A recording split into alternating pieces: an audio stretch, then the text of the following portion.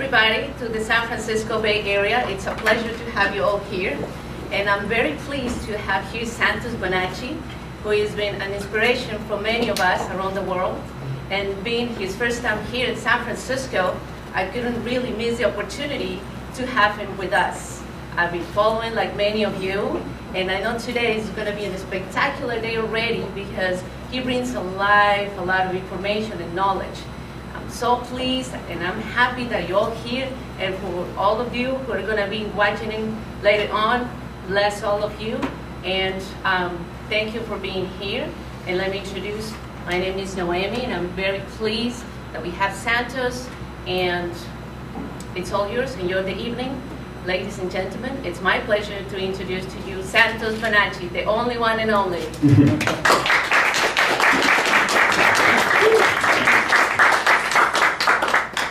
Great. So, we've already warmed up to this by introducing each other, so it's just great. I just want to say welcome, and it's really great to have you. Nice small group, which is great. We didn't really have a big advertising run-up, so we realised that next time we're going to do it again. Naomi does these events, and with probably a couple of months of a run-up. Yeah. So, great, thank you for coming, because you bring the inspiration, and together the energy frequencies, as they say, where two or more gathered in my name, there is my Holy Spirit. And the Holy Spirit is wisdom, energy, inspiration, clarity, consciousness. And that's what today's all about. Today is going to be a big day. Very intense in terms of content. It will be simple enough for a beginner to grasp. The more you've been involved with syncretism, the better it will be today, of course. So I want to ask a question before we start. How many people here know how I do my astrotheology presentations with the sine wave? Good, good, good. Sine wave is very important. You're going to learn about the sine wave today. Big. A lot of information going on the sine wave, the energy wave. What about the torus field? I've done a lot on the torus field, the hyperbola and the torus field. Good. Yeah. So the torus field is very important, but it's no use speaking about the torus field if you don't speak of its counterpart, the hyperbola. So we're going to get to know that really well today. You'll find that it will change and transform your outlook forever. Just knowing about the hyperbola. It's going to be a real big one. As we warm up, I want to put a few words on the board that I want you to get familiar with so that you can navigate through the presentation a lot better, because beginners will have a difficulty with that. And I want to start with a dot on the wall.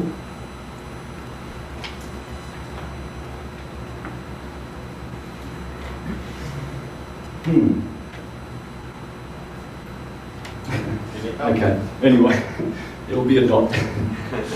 It'll be a dot. There you go.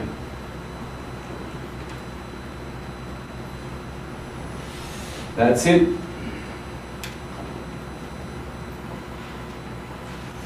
And we're going to end up with the fundamentals for understanding astrology. Yeah. We'll have a break, question and answers at the end too. So hold your question and answers. I don't mind interaction. That's cool. If it's just like helping me. You know, I always do find that all my presentations have got word slips. And I don't know I'm doing it. So if you know my work well when I do that, jump in. But if you've got questions, we'll look at those so to bring more clarity to the subject. But yeah, it will finish with astrology and how to understand the chart. It looks like a lot of busy information, very technical and difficult, but it's not. It's so easy. You're going to see it as a 24-hour clock, the astrological chart, because it is. And the whole thing turns clockwise, like a clock, a 24-hour clock, like the military clocks. And when you open your eyes and you see that, voila, you'll understand how the wave works and all fractals of every wave, the year, the day, the minute, the month, they are all fractally self-similar. So you'll find that in your life, all these experiences turn up in January, yeah? Like your computer breaks down a certain time every year. I had that for about 5 years running. April, Aries, my sign. You know, and I looked at the conjunctions and I saw why. You know? But why are these patterns always recurring? You know? It's because everything is in waves, and all the waves start at 0 degrees Aries and end at 29 degrees Pisces. So just think of that and know that astrology is the ultimate goal in syncretism, because it's the mother of all sciences. Astrology, when understood, the word etymologically is simply the word of God. That's what astrology means. In Sanskrit, astrology is called Jyotish.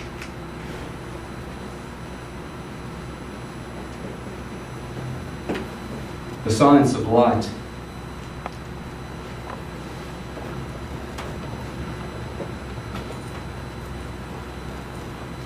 Stars, astros, light.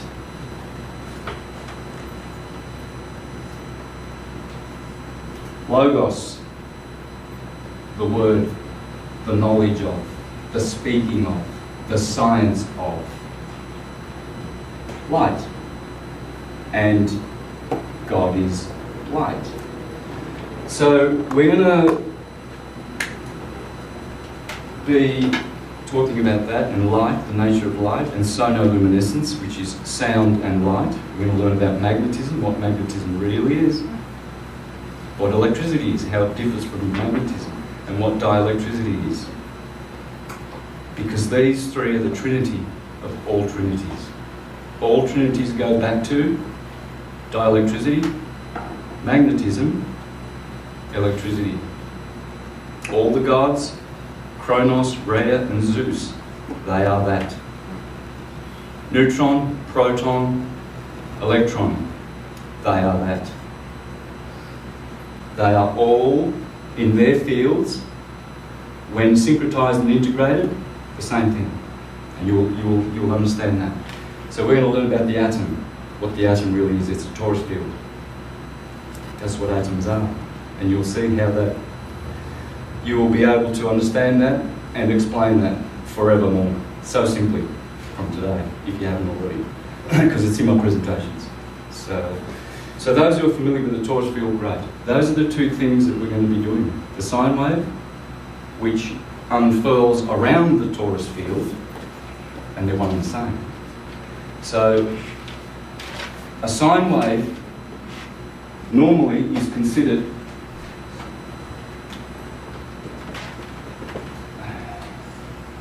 to be positive and negative, two things. Okay? What you will learn today is no, there's much more to a sine wave. Okay? There's the wave amplitude point. So here's your wavelength, here's your wave amplitude. So you've got 4 points already. But astrology teaches, and all the ancient sciences, that there are actually 12 separate conditions, frequencies of energy along every ecliptic. It's not just positive and negative. If you get trapped in that simplicity, it's there. There is duality. There's all the numbers. The universe is number, Pythagoras. And letters. According to Kabbalah, the universe was made by letters. You will understand today how numbers and letters have created everything you see. Everything. Numbers represent quantities, letters represent qualities. And this is how the universe is built, through numbers. And we'll explore all those numbers. And the fundamental numbers of the universe. And you'll be really, really acquainted with their role in creation. Very powerful. It's just numbers and letters. So, along the torus field, there is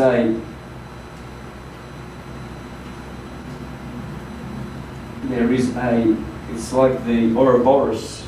The energy is going along like this, and the sine wave is around here. So Aries would be starting here, and it would have 30 degrees of energy there. Its frequency is there and only there.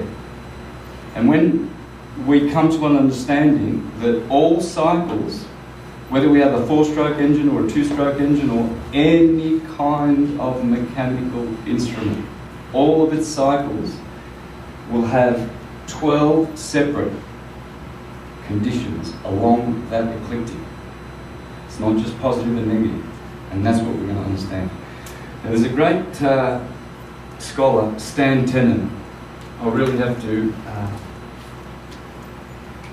plug his work. It's just so important when it comes to syncretism. He's a Hebrew scholar, Jewish scholar, and he's done wonders with the alphabet. And he has an apple, which is like the torus field. He makes an apple because they are apples. They are apples of gold, golden eggs, cows, holy cows, because Taurus means bull, cow. This field, this is an atom, okay? You will find that this is an atom. And this is the form of everything that exists. There's a points of light, a little dot there in the centre of that's just a point of light. It's all light and sound coming from counter space and making form, vibration. So Stan Tenen, with this apple, he breaks the apple up and he shows how along every segment of the apple in torus field there are 12 separate different conditions. And he shows and roots it in the Kabbalah. It's so very important. The video channel that will really enlighten you on that will be Dance of the Hebrew Letters. You want to watch that. And then as he opens the apple, he points to the disc he has here. And he says that is, in our theology, the flat earth. This is the tree of life in the Garden of Eden. And this is the dome. He calls this apple the dome above our head, the firmament, in which the stars are embedded, according to the Greeks. And the sun runs along the ecliptic, in that firmament, on the ecliptic. And we're going to learn about the ecliptic. That's the key. The ecliptic is the key. Why? Because if you want to know how the wave works better than anyone else, you need to know the ecliptic, because it's the best sine wave with the most information on it. And what is the ecliptic? It's path of the sun. You don't see the line in the sky yet, where the sun goes as it goes up the Tropic of Cancer, here in California, very high in the sky. We've just had our summer, and then it goes down to the Tropic of Capricorn, a little arc in winter. The sun's just little on Christmas, you know, has to climb up the goat of Capricorn, has to climb up the hill to the mountain of Cancer. You know, and then summer comes again. So as you see the sun doing this, you know, what is it,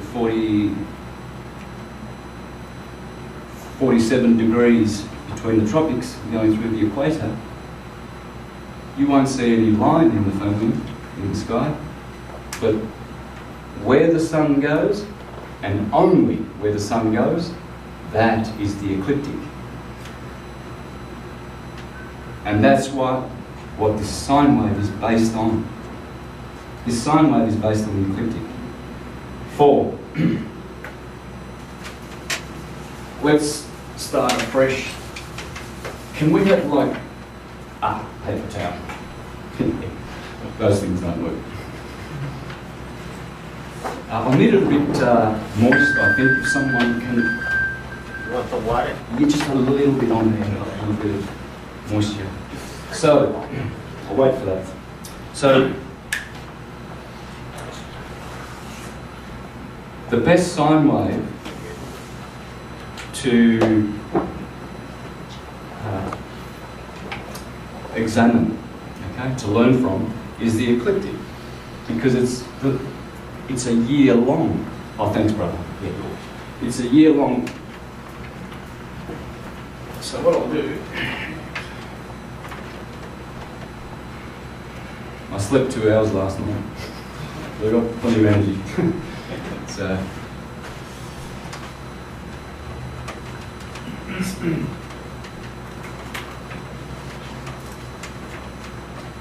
All right, so what I'm going to do is I'm going to put one of my graphs here, the sine wave, and on the other side I'm going to do the torus field. And that's where we're going to start the whole journey. So if you take a map of the Earth, any model will do, whether it's the spherical, the azimuthal equidistant, or the transverse Mercator projection, transverse Mercator projection. There's another word that goes in there, but that will get you the transverse one, which is this one, which is the most common. It's in the school, yeah? And it's a rectangle. Yeah? Transverse means everything is rectangular, and the transverse lines, they're not divergent, like in the spherical model, and in the flat Earth model, for instance. So I've always used that one, and it's the best one for presenting. So you find the equator, don't you? Everywhere, in every map, whichever one you use, there's an equator. And in the North Pole, there is always the Tropic of Cancer. It's always there, 23.5 degrees north of the equator, which divides the two hemispheres, north and south. Capricorn is always in the south. So what's with Cancer and Capricorn? Those are two astrological signs, aren't they? Yes, but they are two astronomical constellations as well, aren't they? Yeah? And so when you look at your coordinates in Skywatch, you have to punch in 3 hours right ascension of meridian and 60 degrees declination north to map out the constellations in the skies, right? So why is Cancer there? Well, simple. In June, when the sun is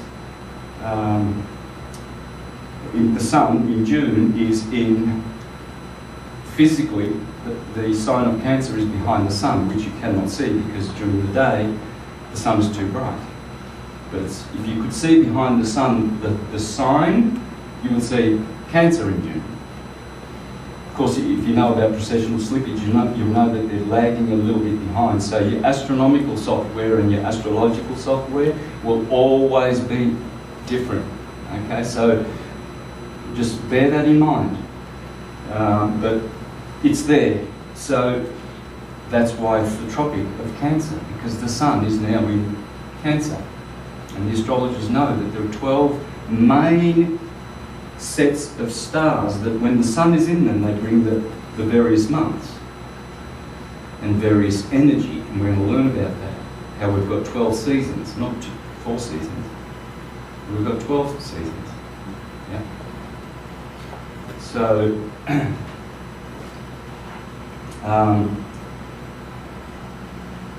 when you find a good map and you find this, then you'll find this a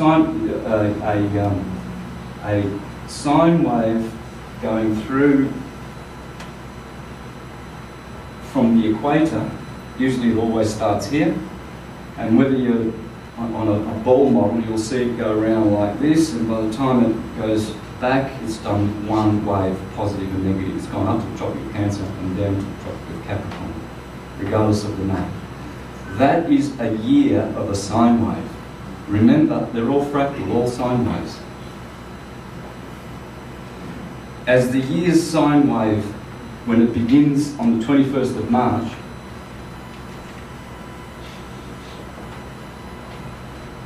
every year,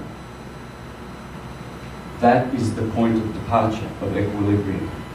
That is the true start of the year. It's always been known in all cultures. March the 21st, the equinox, the start of the year, the sacred year, because this is sacred. You see, when the sun hits this point, all of a sudden the stars of Aries turn up. Spring. Then Taurus, and everyone watches this. The farmers watch it because they know that's the time to get the bull out and start planting. There's your blossom in spring. So the blossom is the symbol of the start of the year. You can't start it down here in Capricorn in the winter. Winter's dead. It's dead. Life. That's the start of the year. You see, but Rome has got us starting at this solstice here, which is fine. But it's not the sacred year, it's the secular year. Doing commerce. That's what it's all about.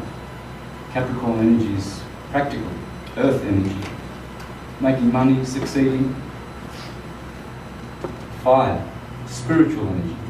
The Lamb of God is Aries. It's the priest sign. So, and this is the sacred calendar. And this is the one we're going to learn about, and you have learned about in my astrotheological presentations. And why is this one the one we're going to do? Why don't we pick on any other sine wave? Well, here you've got every single 360 days of the year, and all the festivals that happen along the ecliptic. When you go from culture to culture, you'll find that all the festivities, they're all the same. They're all the same. Every day, down to a day. The Greeks, if you're born on the 21st of March, you get a name. It might be Charalambos, which is a popular Greek name. When I come from Australia, and there's a lot of Harrys, Charalambos. Here you'll get Yorgos, George, because of St. George. And their children are named according to the day, the saint of the day, the patron saint. And who are saints? Well, they're astrological angels, angles, archetypes. It's all astrology. Even in theology. It's all astrology. And it's all based on these 365 days that are all unique. Every single day has its own frequency. Not just the months, which we will learn about, every single day. Hour, minute, fractally, self-similar, up and down. And that's why we study this one. Because we get to know the seasons of the year, and then we can turn this wave into the day and the night. Easily transformable. And we'll do that before we go to the Taurus field. This is how you do this. You make this the day and the night, day cycle and the year cycle. And why would you do that? Because they're the best cycles you know. You know how many years you've lived. You know how it feels to go through all the 4 seasons. You already have registered these energies. You're already programmed to understand what's coming. And you know the day. Yeah? You know how the day works. 6 o'clock, bang, east, Aries, the sun, that energy, you know. The ancients used to hail the sun every day without fail and put their palms up to the sun, because the palms are where the magnetic energy gets flowing. It goes in this hand, goes out the other hand, and vice versa in the female. But as you when you look at the sun and stare at the sun, Helios, the healer. And what happens is it restores your holiness, because it generates magnetic field. And we are magnetic.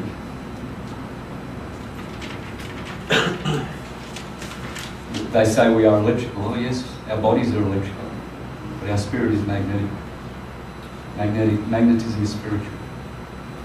As John Nowelski, a great magnetician and famous man, for his work on magnetism. He says magnetism ain't physical. It's a spiritual force, and it's 10 billion times more powerful than electricity. So what are we doing on an electrical grid? We're going to learn about free energy, magnetism, pulse energy, longitudinal wave, etc., and how it compares to the transverse wave, how superior it is. So, and the other thing John Mawelsky says is that once we arrive at a knowledge of magnetism, in agreement with Sri Yukteswar in the Holy Science, great Hindu scholar who said, called magnetism, divine magnetism. He said, when humanity comes back to the knowledge of magnetism, not electricity, then everything will be where it's supposed to be in the universe. Everything will be restored, all of our consciousness. So we're going to be learning about the importance of magnetism and what it is.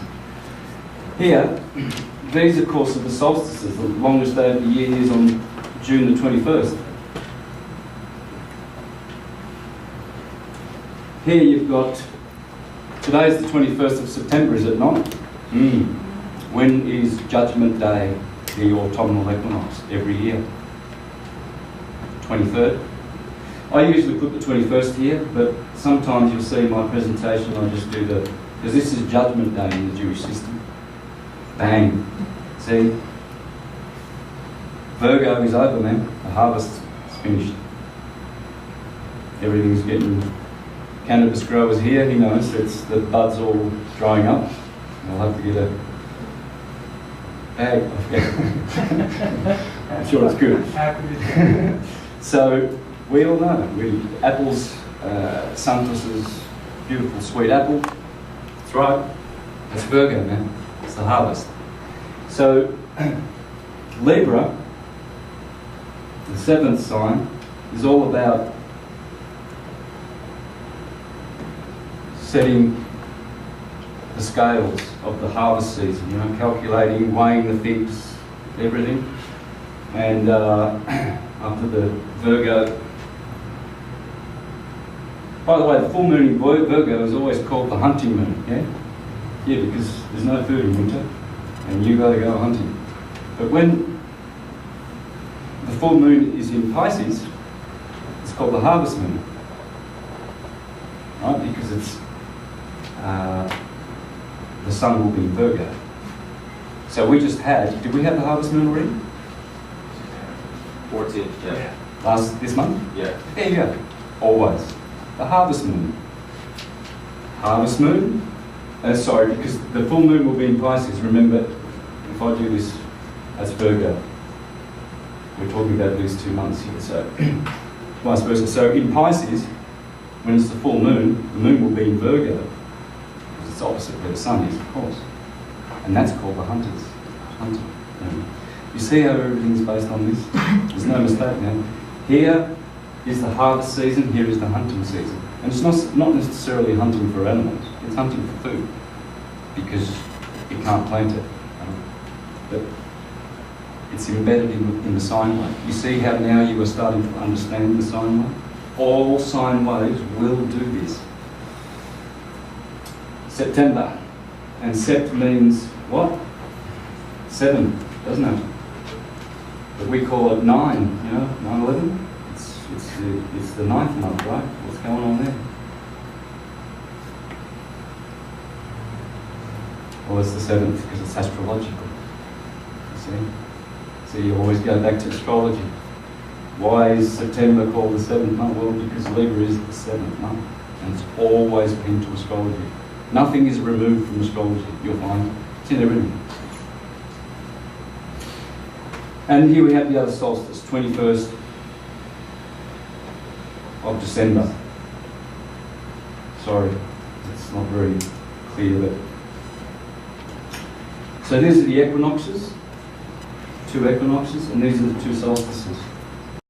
It's very important to understand this in your knowledge of how waves work. Because here we have the unbalance,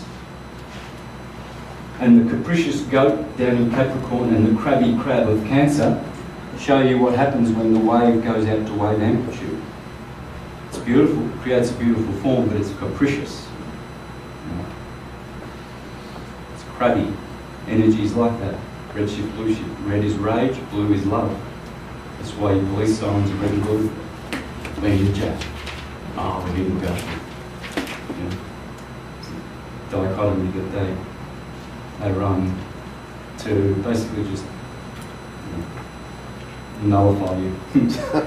So now, so that's the year, right? And I can fill in more information, but you can see where I'm going with that, all right? Especially if you see my presentations. But how do you make that the day now? So we can get to that 24-hour clock, because that's where you need to go. You need to know the day of this cycle and the year. And more, but those two are the fundamentals. So, it's easy. 6 a.m. 12 midday, just like your military clock. 6 p.m. 12 p.m. Oh, gee. Alright, I'll have to start writing a while better than this.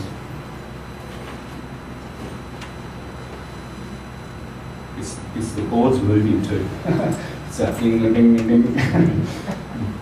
So, but I do write messy. And yeah. So you can see now that how the sine wave is working.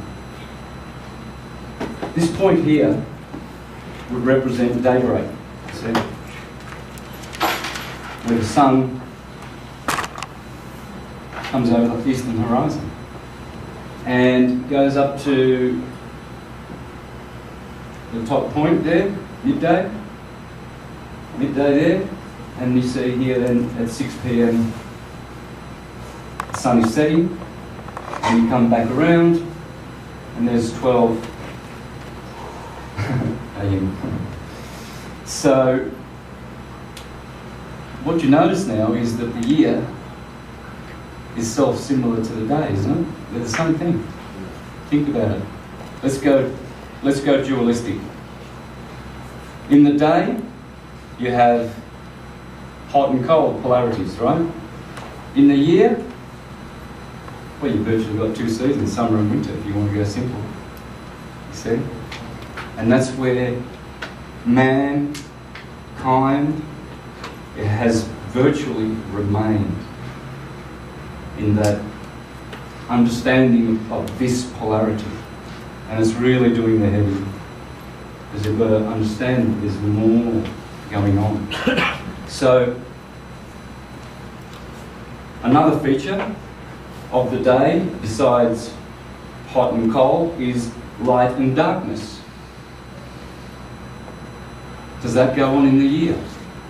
Well, you do, yeah. We've got a lot of light in summer now. Virgo, it's beautiful. Very bright out there in San Francisco. But in 6 months' time, it's going to get a lot darker than that. So you see how the night and the year are the same? Now when you understand those two cycles, which are your favourite cycles already, now you're going to understand the energy of astrology. Because if you take the starting point of the day for Aries, the beginning of the astrological signs, you will understand the energy of that sign. Aries is the morning rising. That's how they are. That's why you find Arians are very exuberant, like little children. It's like the sun's just morning, we're going to have a picnic. And you're excited in the morning. That's Aries. It's excited, it's youthful. It's like the little lamb in the field. So you see from 6 a.m.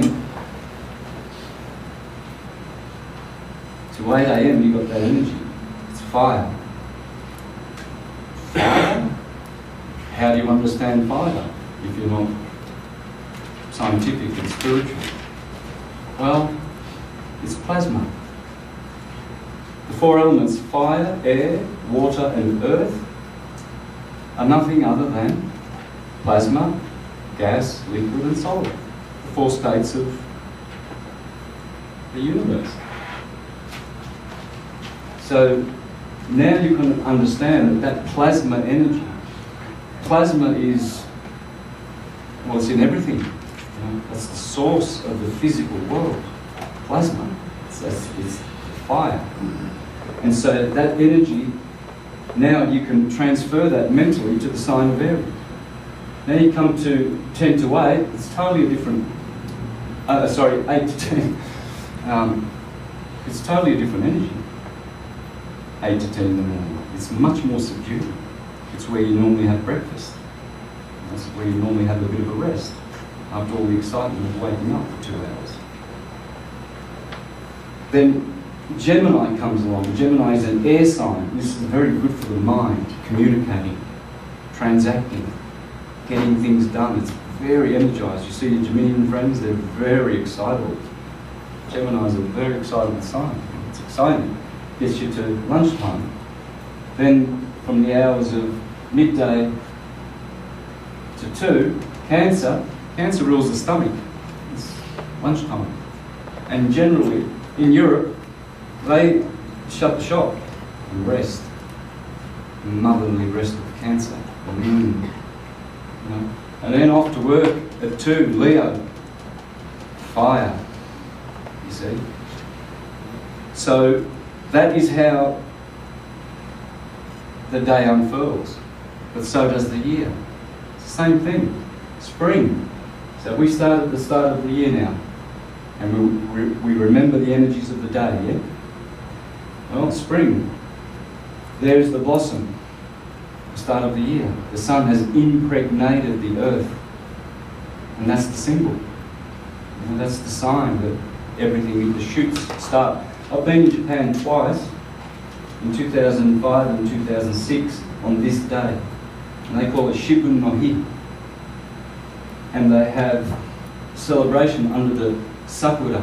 It's sakura season. And they're under the sakura trees. And they'll have cookies and wine, and they sit under the cherry trees, cherry blossom trees, sakura. And they have a public holiday on Shibun no Hi. Well, we have Easter. We also have Easter, pinned to the 21st. But everywhere in the world that they celebrate the resurrection. Here's the resurrection of something, what? It's the blossom. That's why Easter is always here at the start of the year. The sun is resurrected from the winter. You see? Spring, summer, autumn, winter. And this point here is so sacred, man. All around. I've travelled to in Ecuador. I went to Quito, to the Temple of the Sun, to the high priest there, Cristobal, who rebuilt it. And basically everything in that temple, he showed me all the masonry. We actually filmed it, so that'll be out one day. But he showed us all the points in the masonry that had markers for these 4 days. Just for those 4 days. Everywhere, all the temples in the world, they're all marked for these 4 days. It's very, very important. And then, of course, your cross-quarter days. But we're going to keep it simple. We are just seeing now how, you know, Aries brings the blossom, Taurus brings the growth and the earth sign, so the fruit starts growing. Gemini brings multiplicity and the warmth, where spring is now turning into summer. Cancer brings the moisture, tropical moisture. Then Leo, the dog days, because the sun is conjunct Sirius. Sirius is the dog. And they say, the astrologers, that when the sun is in front of Sirius, there is more heat. There's a transference of magnetic pulse and energy between the two, and you have 3 weeks of the dog days. I arrived here, I think, on August the 11th in California. I'm pretty sure the dog days were late.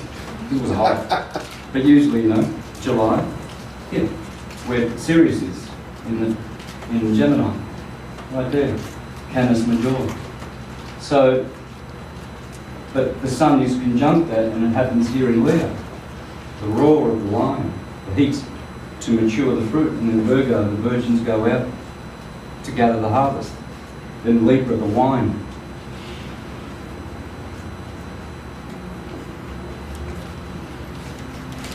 Am I going too fast? No. Good. The bread and the wine, symbols of the Passover. Remember Jesus with his 12 disciples? Yeah. Aries, the first three, spring, Aries, Taurus, Gemini. You see Gemini's got his hands up. It's telling you. Aries is here, Taurus is bottom of the head, and Gemini, the third sign, is twins. So Leonardo da Vinci knows what he's doing. You know? It's in the, you see, look at the disciples and you see, that's Aries, you can tell. You see Aries at the head of the table, he's the only one at the head. He's got his hands on the head. That's Aries, you know, I'm the starter, you know. And then you Leo, he's got his elbow on the table, which normally is rude. You know, just sit there on the table when you're eating with your elbow. But of course the arrogance of the lion, you know, he's the boss. And you see that in Leonardo da Vinci's painting. And why is Jesus in the middle giving bread and wine? Because here, the equinox, this very important equinox that's coming in 2 days' time, is where the sun divides the year of 6 seasons and 12 seasons.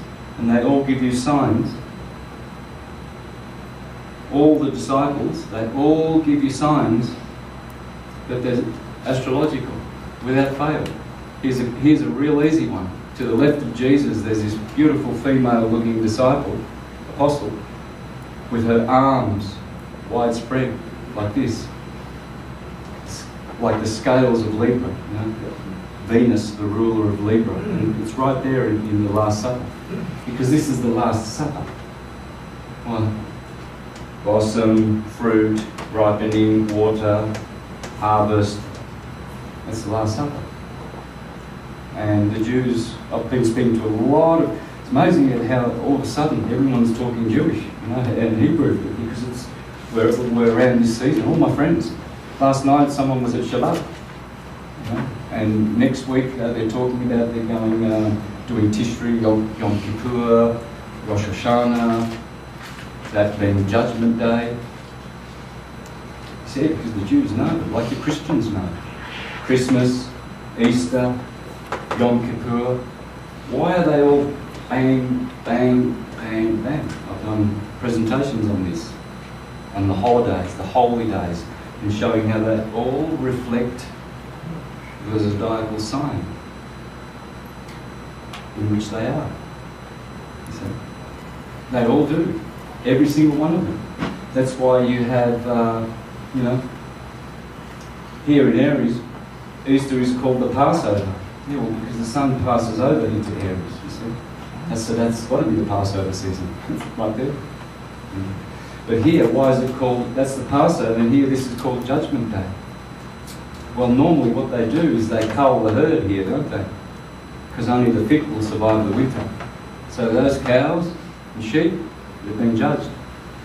Not worthy to, they're going to go into the freezer. You know, the flesh-eating people.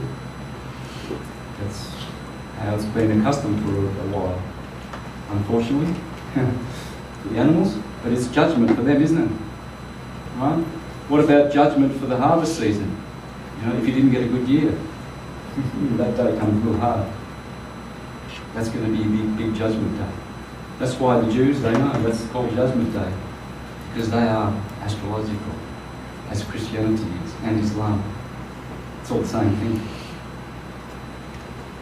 So, I'll leave that there so I can build on that, and then we're going to pretty much explore the Taurus field.